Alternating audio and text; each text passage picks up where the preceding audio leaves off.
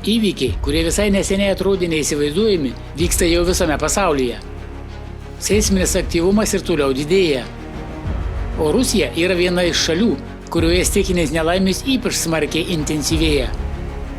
Šioje apžvalgoje jūs pamatysite praėjusios savaitės stichinės nelaimės, kurios mus dar labiau priartino prie pavojingos linijos. Ir sužinosite, ką kiekvienas gali padaryti, kad situacija pasikeistų, kol tai dar įmanoma. Seisminis aktyvumas. Birželio 6 dieną Čilės šiaurinių regionų gyventojai pajuto galingą žemės drebėjimą, kurio stiprumas siekė 6,4 balų. Epicentras buvo Atakamos dykumoje, netoli Ramiojo vandenyno pakrantės 65 km gylyje. Drebėjimo metu žmonės paniškai išbėgo į gatves. Nors oficialių duomenų apie žalą nebuvo, vaizdo įrašuose matyti dalinė pastatų fasadų griūtis. Vietomis įgriuvo šlaitai, keliuose susidarė įtrūkimai. Laikinai be elektros liko 23 000 žmonių. Birželio 3 dieną 5,8 balų stiprumo žemės drebėjimas Viduržemio jūroje supurtė Graikijos Rodos salą ir pietvakarinę Turkijos pakrantę. Vietiniai gyventojai ir daugybė turistų, kurios pažadino stiprus drebėjimas, skubiai paliko savo namus ir viešbučius. Dalis nakvojo lauke. Turkijos Muglos provincijoje buvo sužeisti 75 žmonės. Dauguma jų susižeidė, šokdami pro langus. O 14-metė mergaitė per žemės drebėjimą ištiko stiprus panikos priepuolis. Deja, nepaisant gydytojų pastangų, ji mirė.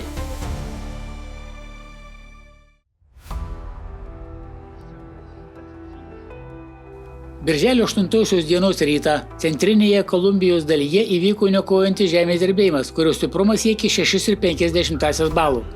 Jis buvo juntamas 20 iš 32 šalies departamentų. Rimčiausios pasekmės užfiksuotos nedidelėme Paratebo-Eno miestelyje esančiame vos už 16 km nuo epicentro.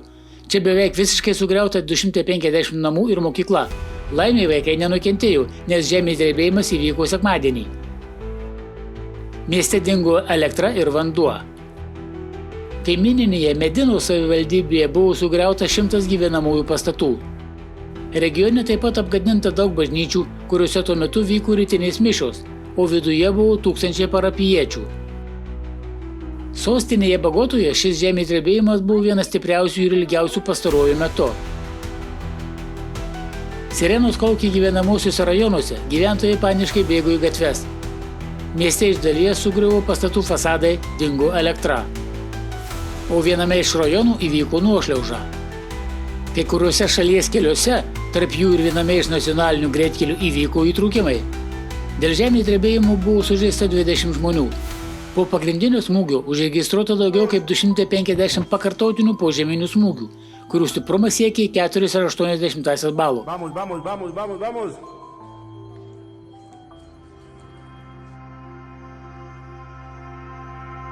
Birželio pradžioje Italijos superugnikalnio Campi Flegrei teritorijoje atsinaujino seisminis aktyvumas. Per savaitę čia įvyko 148 žemės drebėjimai, kurių stiprumas buvo iki 3 balų. 86 iš jų užfiksuoti per 3 seisminius piečius. Birželio 8 dieną Arkties vandenyne į šiaurę nuo Rusijos Franco Josefo žemės salynų įvyko stiprus 5,3 balų stiprumo žemės drebėjimas. Verta paminėti, kad tokio didelio stiprumo žemės drebėjimai šiame regione yra itin reti. Per visą instrumentinių stebėjimo laikotarpį buvo užfiksuoti tik 2 atvejai, kurių stiprumas buvo 5,1 balų. Vokietija. Die Hagelkörner hatten eine Größe von 1 bis 2 Zentimetern. Birželio 4 dieną Vokietijos pietus ir vakarus užklupo galinga audra su perkūnija ir kruša. Vėjo gūsiai vietomis viršijo 100 km per valandą. Audra išvertė medžius, užliejo rūsius ir sukėlė daugybę nelaimingų atsitikimų. Ulmo mieste, federalinėje Badeno-Württembergo žemėje, liudininkai pranešė, kad staiga nugriaudėjo stiprus trenksmas, po kurio vėjas nuplėšė kelių namų stogus ir smarkiai apgadino stovinčius automobilius. Bavarijoje iškrito stambi iki 7 cm dydžio kruša, apgadinusi pastatus ir transporto priemonės. Šiaurinio Reino Vestfalijos žemėje esančiame Vilsdorfo miestelyje įvyko tragiškas incidentas, kai žaibas trenkė į moterį. Greitai atvyko sraigtasparnių medikų komanda, tačiau jos išgelbėti nepavyko. Per audrą iš Berlyno Milaną skridęs keleivinis lėktuvas susidūrė su stiprios turbulencijos zona. 8 žmonės, tarp jų vienas įgulos narys, buvo sužeisti. Lėktuvas avariniu būdu nusileido Memmingeno oro uoste, kur keli nukentėję buvo paguldyti į ligoninę.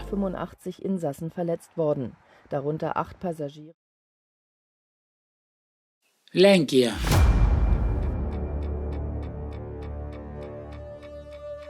Nuo birželio 4 dienos Lenkijoje siautė galingų audrų banga. Vėjo gūsiai siekianti 120 km/h išvertė medžius, visoje šalyje jų nuvirto tūkstančiai. Apgadinti 156 pastatai. Smarkios liūtys kelius pavertė neramiais upeliais, o kai kuriuose vietovėse iškrito stambios krušos, kurių skersmuo siekė 5,5 cm. 30 000 žmonių šalies pietuose liko be elektros energijos. Kai kuriuose žemutinės Silezijos vaivadijos vietose per 10 minučių iškrito 25 mm kritulių. Ūkininkai išgyveno tikrą tragediją. Smarkus lietus su kruša pavertė laukus ežerais ir sunaikino jau paruoštą derlių. Mazovijos vaivadijoje Drobine stiprus vėjas visiškai nuplėšė 10 pastatų stogus, o dar 29 iš dalies. O Pšnasnico savivaldybė užklupo viesulas, nuvertęs medžius, užtvėręs valstybinį kelią.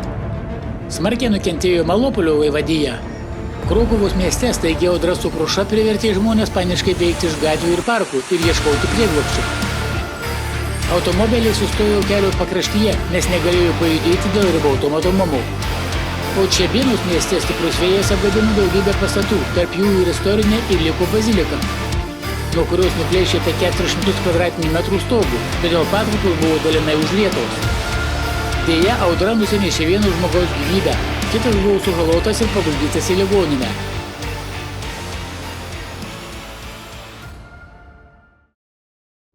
Baltarusija. Birželio 5-ąją Baltarusija taip pat užklupo galinga audra. Stichija ypač smarkiai siautėjo Minsko, Gardino ir Mogiliovo srityse. Liūtys užtvindė gatves ir pastatų rūsius. Vėjo gūsiai plėšė stogus, nuvirtę medį apgadino automobilius. Regione nutrūko elektros energijos tiekimas. Audra neaplenkė ir sostinės Minsko, kur vanduo prasiskverbė į kelis didelius prekybos centrus, požemines automobilių stovėjimo aikšteles ir daugybę gyvenamųjų pastatų, o Mogiliovo srityje nuo žaibo smūgio užsiliepsnojo 2 privatūs namai.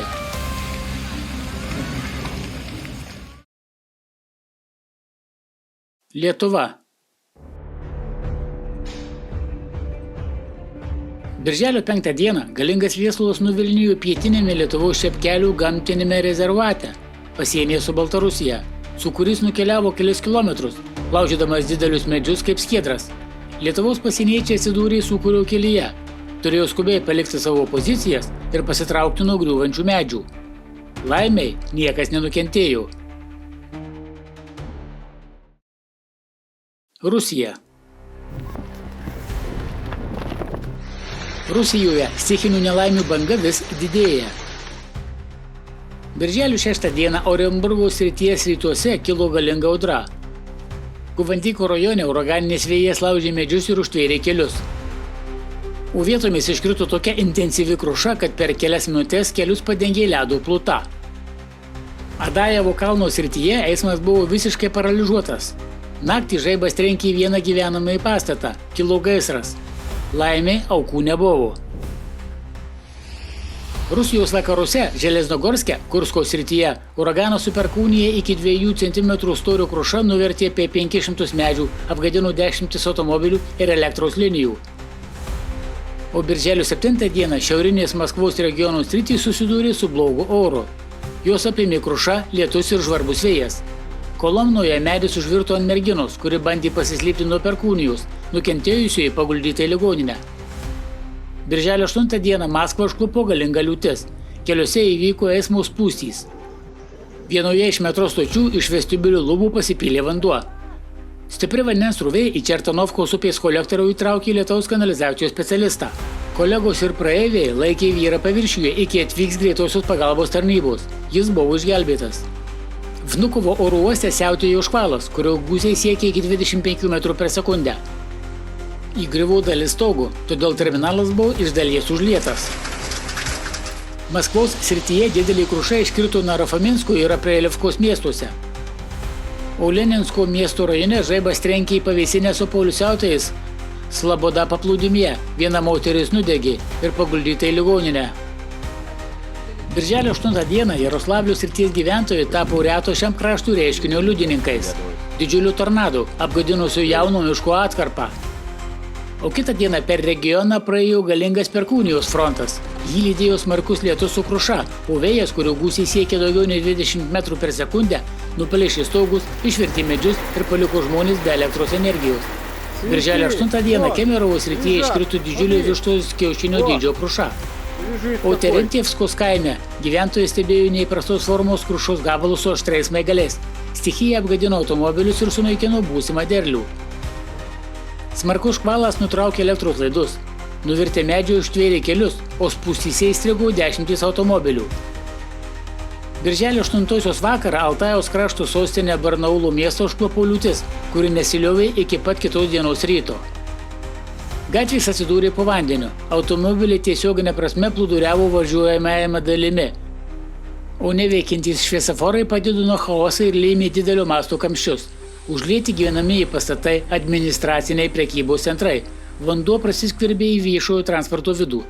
Valčiukos kaime vėjas dalinai nuplėšė parduotuvės stogą. Mergina buvo sužalota ir paguldyta į ligoninę. O Oleisko mieste dėl liūties sugriuvo dalis 2 aukštų 16 butų namas. Gyventojai buvo evakuoti.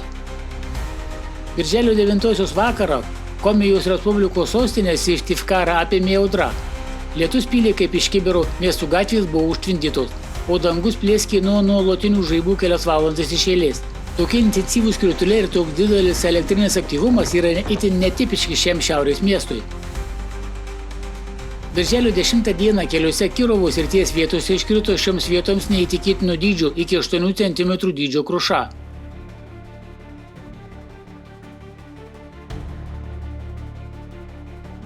Kodėl taip svarbu yra ne tik pažiūrėti šį vaizdo įrašą, bet ir perduoti informaciją toliau? Todėl, kad kataklizmų daugėja, o žmonija vis dar nieko nedaro, kad sustabdytų artėjančią katastrofą. Nors sprendimas jau yra. Tačiau tie, kurie apie tai kalba daug metų, nėra girdimi, o tie, kurie girdi, dažnai tyli. Nes jie tiki, jie nieko negali, jų žodis nieko nereiškia. Bet taip nėra. Žodis yra galia. Nuo jo viskas ir prasideda. Sąmoningumas, pasirinkimas, veiksmas. Žodis neša informaciją. O be informacijos nėra supratimo, nėra sprendimų ir nėra planų. Jei mes tylime, tai kitus mes paliekame nežinioje, o tai reiškia, kad niekas nežino, ką reikia daryti, niekas nežino, kur eiti. Tyla yra sutikimas su pasauliu, kuriame gyvename sunaikinimu. Bet jei kiekvienas iš mūsų žengs žingsnį, pasakys tiesą, dalinsis, paaiškins, viską mes galime pakeisti. Tiesiog kalbėkite, pasidalinkite tuo, ką sužinojote. Vienas įrašas, vienas pokalbis, viena žinutė. Tai jau veiksmas. Kiekvienas žodis yra svarbus.